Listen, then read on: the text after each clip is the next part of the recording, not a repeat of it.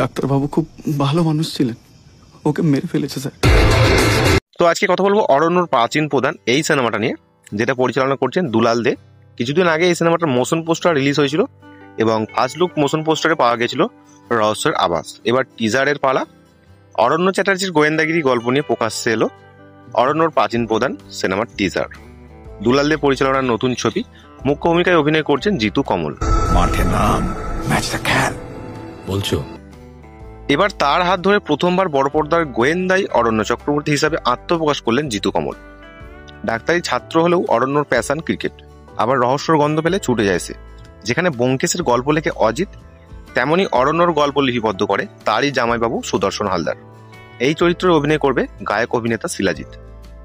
এর আগে ছবি নিয়ে প্রতিক্রিয়া দিতে গিয়ে পরিচালক বলেন, আমার ছবির থিম একটু আলাদা।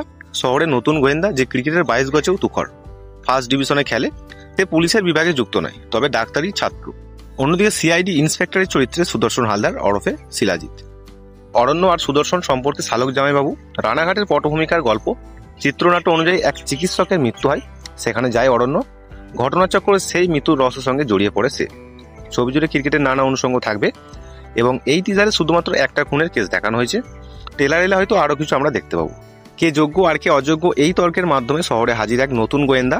সে কতটা যোগ্য সেটা বোঝা যাবে জানুয়ারি মাসে, কারণ জানুয়ারি মাসে সিনেমা হলে মুক্তি পাচ্ছে অরণ্যর প্রাচীন প্রধান। এমনই খবর এই ইন্ডাস্ট্রির সূত্রে।